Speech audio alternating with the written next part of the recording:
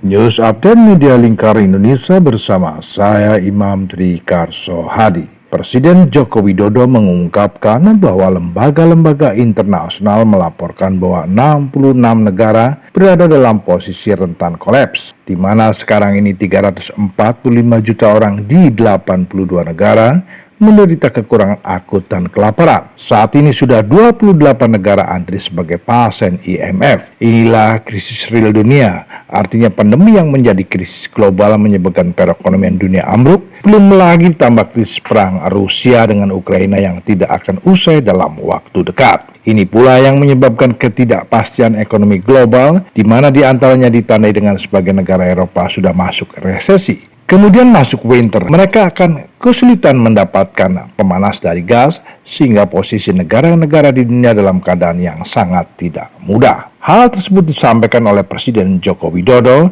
dalam sambutannya pada acara peresmian pembukaan Kongres ke-12 Legiun Veteran Republik Indonesia atau LFRI dan Munas ke-11 Persatuan Istri Veteran Republik Indonesia atau PIVRI di Balai Sarbini, Jakarta pada Selasa 11 Oktober 2022.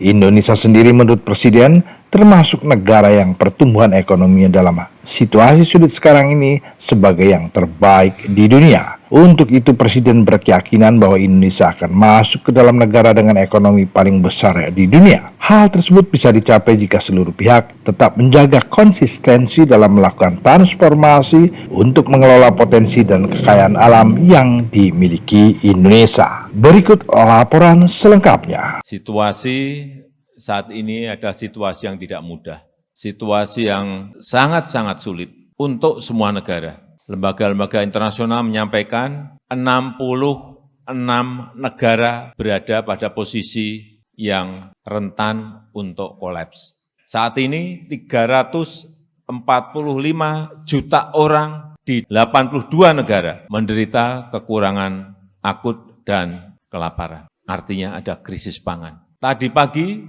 saya mendapatkan telepon dari Menteri Keuangan dari Washington DC yang menyampaikan sudah 28 negara antri masuk sebagai pasien IMF. Inilah kondisi yang apa adanya harus saya sampaikan. Artinya pandemi yang melanda semua negara itu mengakibatkan ekonomi global ini ambruk. Ditambah perang Rusia dan Ukraina. Sehingga krisis pangan, krisis energi, dan krisis keuangan sekarang ini mengintip semua negara. Tapi alhamdulillah negara kita di kuartal kedua kemarin masih bisa tumbuh 5,44%. Ini pertumbuhan ekonomi yang termasuk yang terbaik di dunia.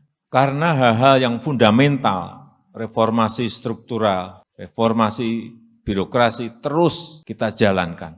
Meskipun pandemi, ketahanan pangan kita, alhamdulillah, baru saja 3 bulan yang lalu kita mendapatkan sebuah sertifikat dari International Rice Research Institute yang dinyatakan di situ bahwa ketahanan pangan Indonesia, sistem ketahanan pangan Indonesia pada posisi yang baik dan sudah swasembada beras sejak 2019 yang lalu. Ini yang harus terus kita tingkatkan. Sehingga keamanan pangan di dalam negeri bisa terus kita jaga, dan kalau bisa kita tingkatkan, sebagian bisa kita pakai untuk membantu negara-negara lain, yaitu kita ekspor. Demikian update, saya yang bertugas mengucapkan terima kasih.